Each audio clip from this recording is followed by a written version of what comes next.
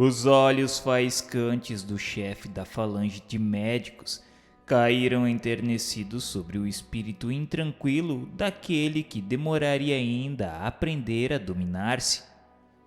Contemplou bondosamente, penalizado ante a desarmonia mental do suplicante, entrevendo o longo carreiro de lutas que lhe seria necessário até que conseguisse planá-la às gratas atitudes da renúncia ou da conformidade. Surpreso, Jerônimo, que contava encontrar sombraceria dos burocratas terrenos, estagnados nas farfalices apalhaçadas a que se apegam, aos quais estava habituado, percebeu naquele olhar perscrutador a humildade de uma lágrima oscilando nas pálpebras. O nobre varão tomou-o docemente pelo braço, fazendo-o sentar à sua frente em cômodo coxim, enquanto Romeu, de pé, observava respeitosamente. O hindu ofereceu ao suicida uma taça com água cristalina, por ele mesmo retirada de elegante jarro reluzente, qual neblina sob a carícia do sol. O português sorveu-a, incapacitado de recusar, depois do que, algo serenado, tomou atitude de espera à solicitação enunciada.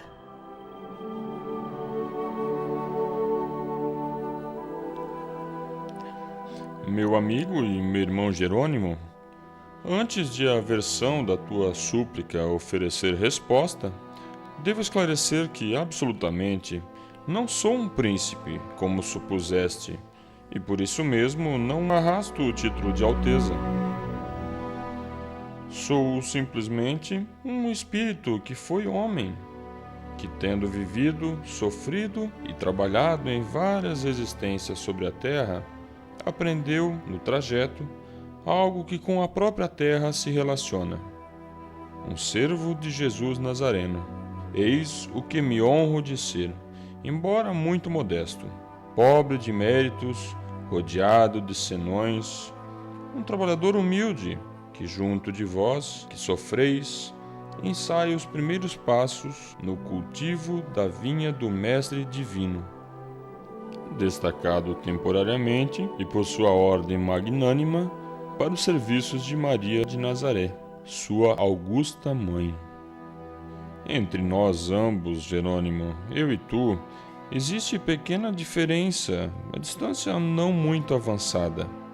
É que, tendo vivido um maior número de vezes sobre a terra, sofri mais, trabalhei um pouco mais, aprendendo, portanto, a me resignar melhor, a renunciar sempre por amor a Deus e a dominar as próprias emoções.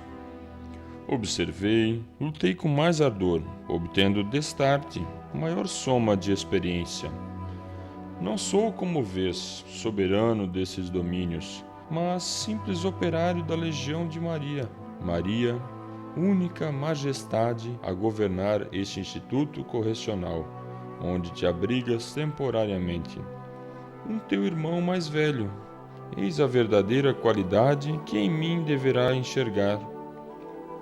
Estou sinceramente desejoso de auxiliar-te na solução dos graves problemas que te enredam. Podes me chamar simplesmente de irmão Teócrito e terás acertado. Teócrito fez breve pausa, alongando os belos olhos pela amplidão nevoenta que se divisava através das janelas, e prosseguiu enternecido. Desejas rever teus filhos, Jerônimo? É justo, meu amigo. Os filhos são parcelas do nosso ser moral também, cujo amor nos transporta de emoções supremas, mas que não raramente também nos reduz à desolação de percussientes desgostos. Compreendo tuas ânsias frementes de pai amoroso, pois sei que amaste teus filhos com sinceridade e desprendimento. Sei da fireza das tuas dúvidas atuais, afastado daqueles entes queridos que lá ficaram no porto, órfãos da tua direção e do teu amparo. Como tu, eu também fui pai e também amei Jerônimo.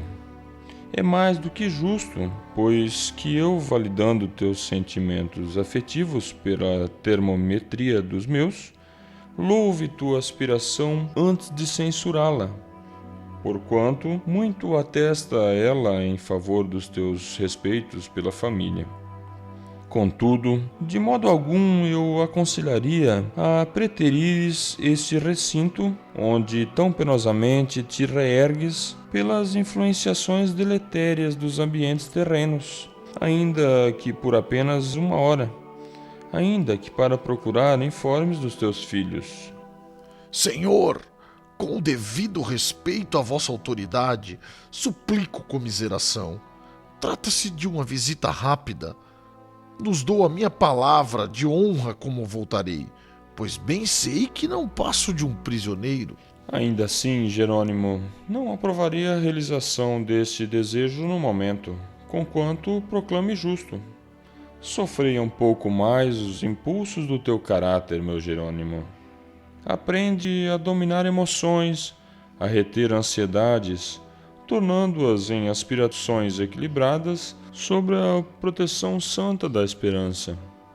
Lembra-te que foram tais impulsos desequilibrados, estribados da resignação, na impaciência e no desconchavo do senso, que te arremessaram à violência do suicídio. Verás sim teus filhos. Porém, a teu próprio benefício, peço que concordes em adiar o projeto para daqui a alguns poucos meses, quando estiveres mais bem preparado para enfrentar as consequências que se precipitam após teu desordenado gesto. Concorda, Jerônimo, em te submeteres ao tratamento conveniente ao teu estado, ao qual teus companheiros se submeteram de boa mente, confiando nos servidores leais que a todos vós desejam socorrer com amor e desprendimento. Cede ao convite para a reunião de hoje à noite, porque imensos benefícios dela auferirás.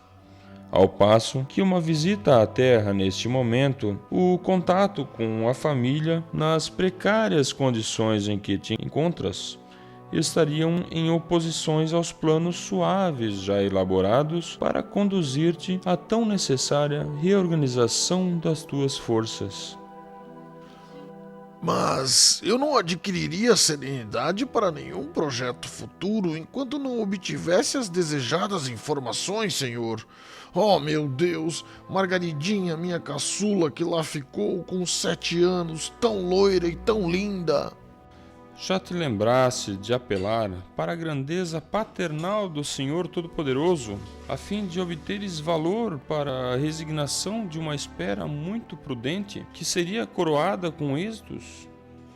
Queremos o teu bem-estar, Jerônimo. Nosso desejo é encaminhar-te à situação que te forneça trégua para a reabilitação que se impõe. Volta-te para Maria de Nazaré, sob cujos cuidados foste acolhido. É preciso que tenhas boa vontade para te elevares ao bem. Pratica a prece. Procura comungar com as vibrações superiores, capazes de te animarem a empreendimentos redentores. É indispensável que o faças por livre e espontânea vontade, porque nem te poderemos obrigar a fazê-lo, nem poderemos fazê-lo por ti. Renuncia, pois, a esse projeto contraproducente e confia em nossos bons desejos de auxílio e proteção à tua pessoa.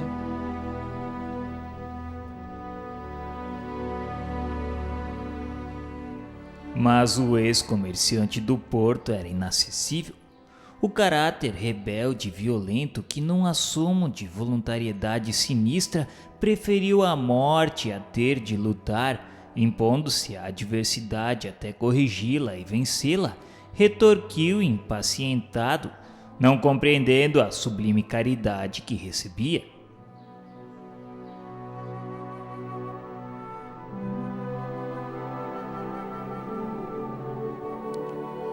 confiarei, senhor, irmão Teócrito. Viverei de rojo aos pés de todos vós, se necessário for. Mas depois de rever os meus entes queridos, inteirar-me das razões por que me abandonaram, ressarcindo de algum modo estas saudades que me despedaçam.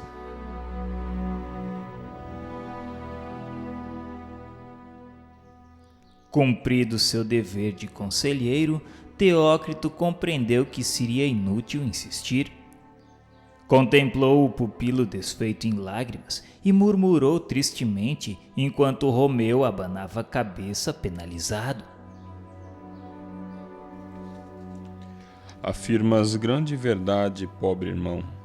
Sim, só depois encontrará o caminho da reabilitação.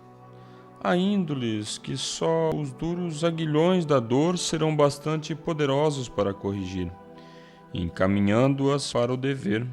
Ainda não sofreste o suficiente para te lembrartes de que descendes de um Pai todo misericordioso.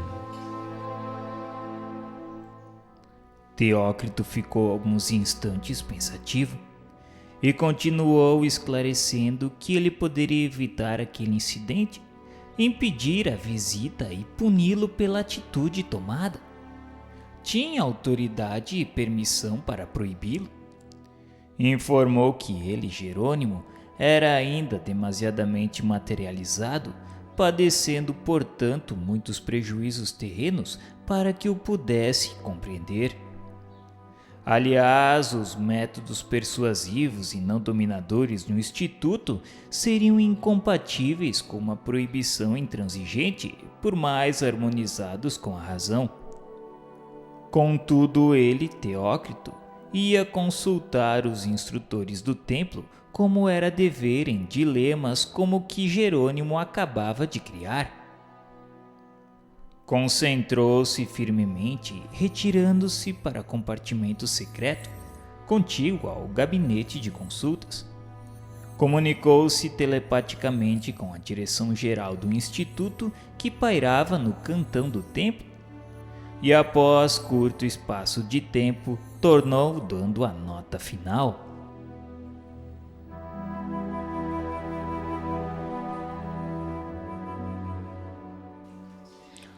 Nossos orientadores maiores te permitem liberdade de ação, conquanto uma entidade nas tuas condições não possa desfrutar a liberdade natural ao espírito livre das peias carnais.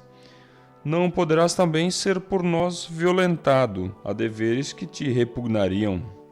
Visitarás teus entes queridos na terra. Irás, portanto, a Portugal, a cidade do Porto, onde residias, a Lisboa, tal como desejas.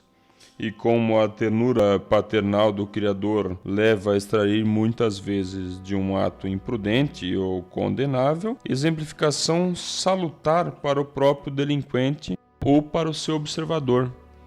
Estou certo de que tua inconsequência não será estéril para ti mesmo, nem deixará de avolumar profundas advertências para quantos de boa vontade delas tomarem conhecimento.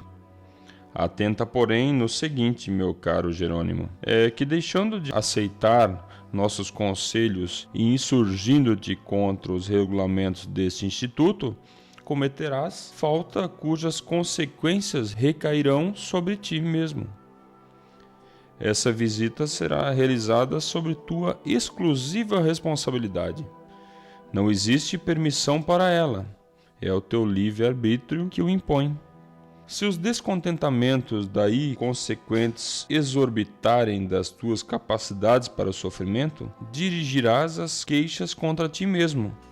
Portanto, nossos esforços só se aplicam em dulcificar infortúnios e evitá-los quando desnecessários.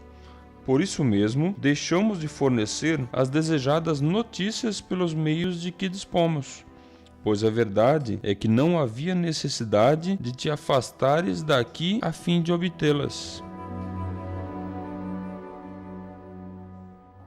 Teócrito voltou para o assistente e prosseguiu solicitando que o preparassem. Pediu para que satisfizessem os seus caprichos sociais terrenos, porque bem cedo se aborreceria da terra, que o deixassem agir como desejava. A lição seria amarga, mas ensejaria mais rápida compreensão e, consequentemente, progresso. Fez-se pausa na sequência da reprodução dos acontecimentos. Surpreendera-nos grande ansiedade, ao passo que censurávamos o companheiro pela displicência com que se portara. Concordáramos em atribuir à má educação de Jerônimo o desrespeito manifesto aos regulamentos da nobre instituição, no que fomos aparteados pelos servidores presentes. Certamente, a boa educação social auxilia grandemente a adaptação aos ambientes espirituais. Ela não representa, porém, tudo. Os sentimentos depurados, o estado mental harmonizado a princípios elevados, também as boas qualidades de caráter e de coração, produzindo a boa educação moral, é que formam o elemento primordial para uma prometedora situação do além-túmulo, desde que o suicídio não venha anular tal possibilidade. Mas, senhor servidor, não poderiam os diretores desta casa fornecer as notícias solicitadas sem que o enfermo se arriscasse a uma viagem de gravosas consequências para o seu estado geral? Sim, se tais notícias concorressem para o bem-estar do paciente. Aliás, em regra geral, convém às entidades, nas vossas condições, absterem-se de quaisquer choques e emoções que alimentam o estado de excitação que se encontram. Notícias da terra jamais confortarão algum de nós, que pertencemos à espiritualidade.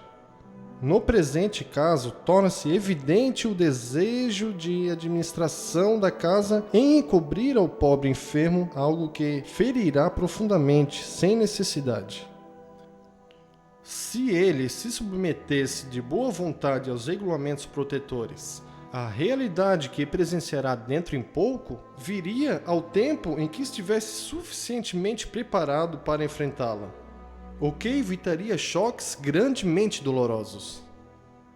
Revoltando-se, porém, coloca-se em situação delicada, razão porque foi ele entregue às próprias inconsequências, as quais farão com violência em torno dele o trabalho educativo que seus conselheiros efetuariam suave e amorosamente.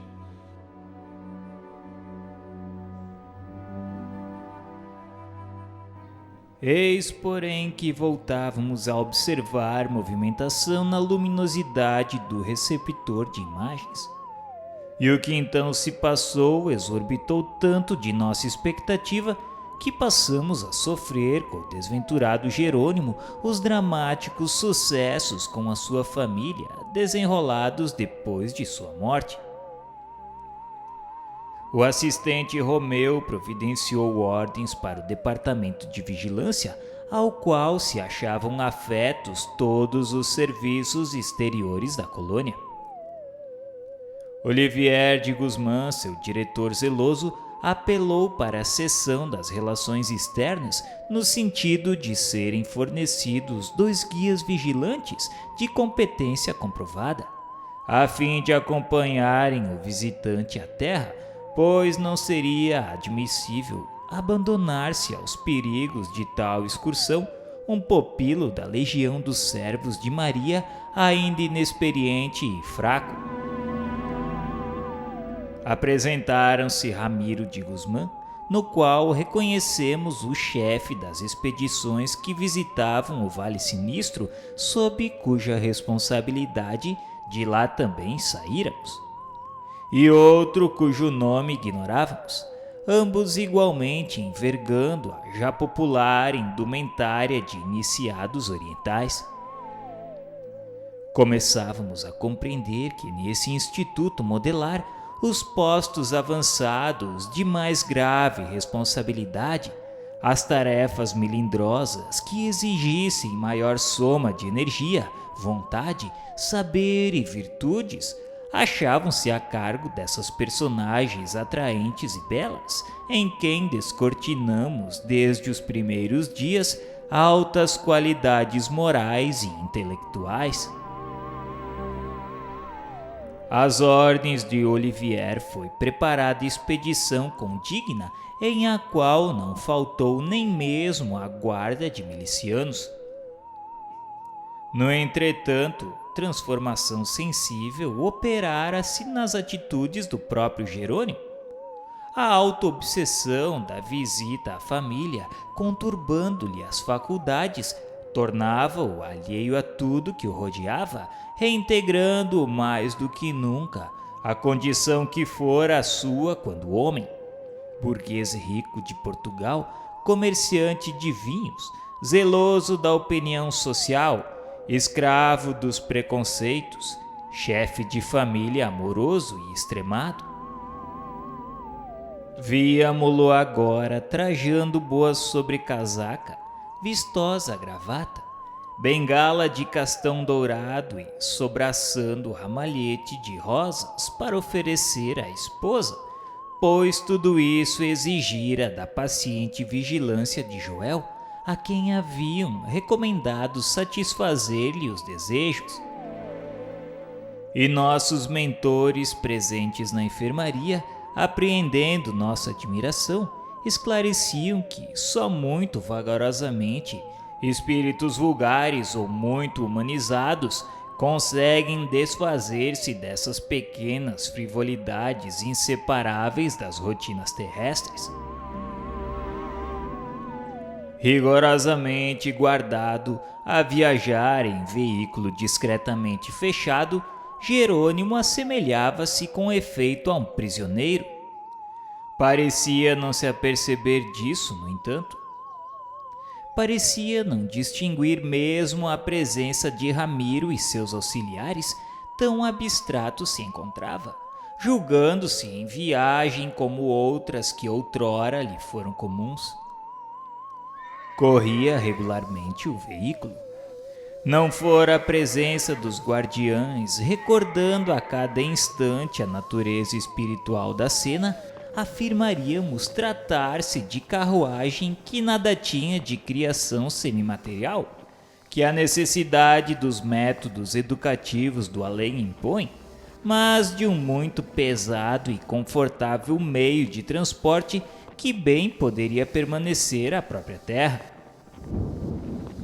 Vimos que atravessavam estradas sombrias, gargantas cobertas de plúmbias nevadas, desfiladeiros, vales lamacentos, quais brejais desoladores, cuja visão nos deixavam inquietos, pois asseveravam nossos atenciosos assistentes serem tais panoramas produtos mentais viciados dos homens terrenos e de infelizes espíritos desencarnados, arraigados às manifestações inferiores do pensamento.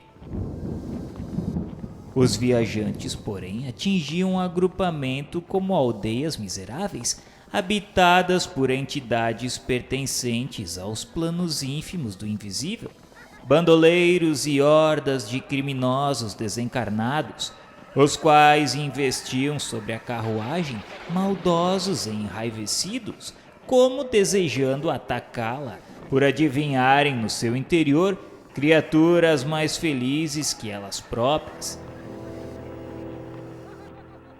Mas a flâmula alvinitente, indiciando o emblema da respeitável legião, fazia-os recuar atemorizados.